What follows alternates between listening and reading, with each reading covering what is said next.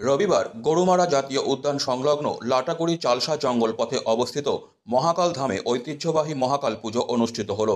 স্থানীয়দের বিশ্বাস, মহাকাল বাবার পুজো দিলেই জঙ্গলের হাতির উৎপাত কমে যায়। তাই প্রতি বছরের মতো এবারও এলাকার বাসিন্দারা পুরনো প্রথা মেনে মহাকাল বাবার পূজায় অংশ নেন। এদিনের পুজোয় উপস্থিত ছিলেন লাটাগুড়ি গ্রাম পঞ্চায়েতের প্রধান কৃষ্ণা রায় বর্মন। তিনি বলেন, শৈশব থেকেই এই পুজোতে অংশ নিচ্ছি। আজ নবীন ও প্রবীণ প্রজন্মের সঙ্গে পুজো দিলাম ও প্রসাদ বিতরণ করলাম। এখানে যে মহাকাল থান আছে, আচ্ছা, জঙ্গলে আচ্ছা, মহাকাল বাজার, এটা তো আমরা ছোট থেকে দেখে আসি। ছোট থেকে পূজা হয়, আমরা আবার আসি প্রতি বছর, পয়লা বৈশাখে আসি, এমনি দিনেও সবসময় পূজা হয়।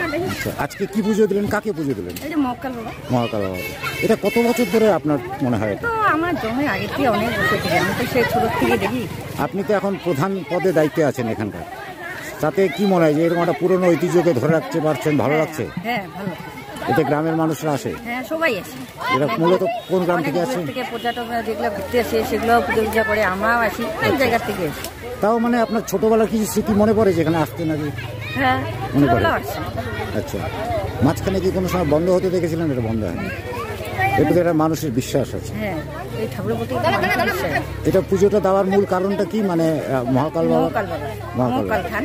আচ্ছা, যেরকম পুজোর অন্যতম উদ্যোক্তা রবীন্দ্রনাথ রায় জানান, আমাদের পরিবার বছরের পর বছর ধরে এই পুজোর আয়োজন করে আসছে। বন দপ্তরের কিছু নিষেধাজ্ঞা থাকলেও আমরা ঐতিহ্য মেনেই পুজো সেরে প্রসাদ বিতরণ করে এলাকা পরিষ্কার করে ফিরে যাই। প্রতি বছরের ন্যায় আমরা মোটামুটি 4-5টা টিম রয়েছি, আমরা মহাকাল পুজো করি। মহাকাল বলতে হাতি পুজো একটা যেটা হয়, আর আমরা মহাকাল বাবা বলি। আচ্ছা, তো আমরা যার জন্য আমাদের গ্রামবাসীরা সবাই মিলে প্রতি বছরের ন্যায় আমরা এখানে আসি। আচ্ছা, তো আমরা এসছি আজকে এই মহাকাল বাবার পুজো দেওয়ার জন্য। আচ্ছা, তো এই সব দর্শনার্থীরা এই যে সেবা করছে, আচ্ছা, অনেক ধরনের মেনু করা ছিল। এর আগেও এক ধরনের মোটামুটি ধরো অনেক ধরনের নানান রকমের করা হয়েছিল, কিন্তু ফরেস্ট বন্ধ করে দিয়েছে।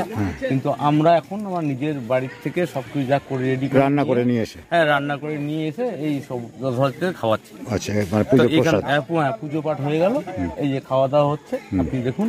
এই থেকে আমরা তার ফরেস্ট ডিপার্টমেন্ট থেকে কমপ্লেন আছে যে এখানে এই ধরনের ওই যে একটুখানি আবর্জনার জন্য আমরা নিজেরা একটুখানি সচেতন আছি। এই সচেতনার জন্য আবর্জনাটা যাতে না হয় আমরা পরিষ্কার পরিচ্ছন্ন করে তারপরে আমরা এখান থেকে বেরিয়ে পড়বো, আমাদের বাড়ি লাটাগুড়ি জঙ্গলে লাগবে। আপনার নাম? এই মহাকাল ধামে দীর্ঘ 40 বছরের বেশি সময় ধরে পুজো হয়ে আসছে, জানালেন পুজোর পুরোহিত উপেন অধিকারী। তিনি বলেন, এবারের পুজো সুন্দরভাবে সম্পন্ন হলো। বামনিঝরা। আচ্ছা, এটা কোন জঙ্গলের মধ্যে পড়ে? এটা হলো ফরেস্ট ডিপার্টমেন্ট।